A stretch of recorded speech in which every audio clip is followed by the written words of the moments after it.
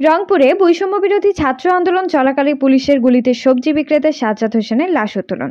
আমি সঙ্গে আছি মুস্তারিমা শর্থী।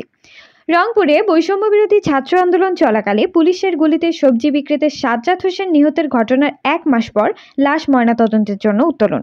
সোমবার দুপুরে নগরীর মিস্ত্রিপাড়া কবরস্থানে শাহিদ সাজ্জাদের লাশ উত্তোলন করে যৌথ বাহিনীর সদস্যরা।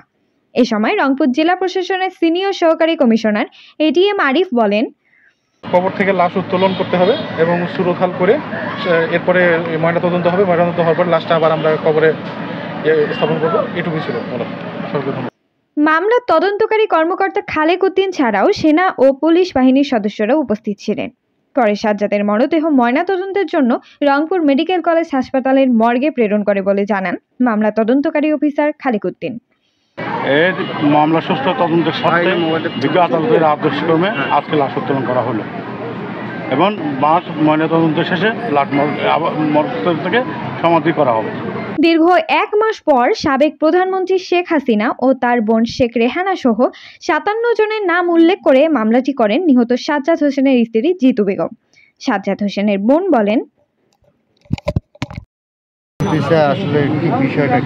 বিষয়টা আমরা মামলা করছি, এখন আমরা এটার বিচার চাই। আমার ভাই সাধারণ মানুষ, কেন এইভাবে হত্যা করা হইলো, একটা পরিবার ধ্বংস করা হইলো, আমরা কিভাবে চলবে, আমাদের ভাইয়ের বউ ভাইয়ের বাচ্চা, তার জীবনের কে নেবে, নিরাপত্তা নেবে, এই বাচ্চারা কে দায়ভার নেবে কোন আপনারা?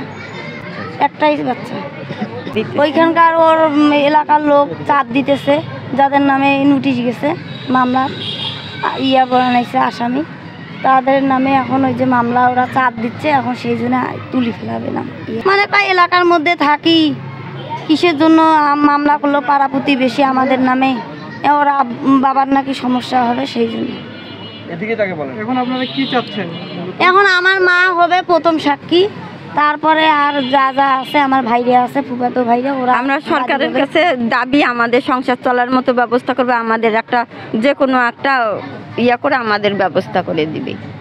সরকারের কাছে আমাদের এইটাই দাবি।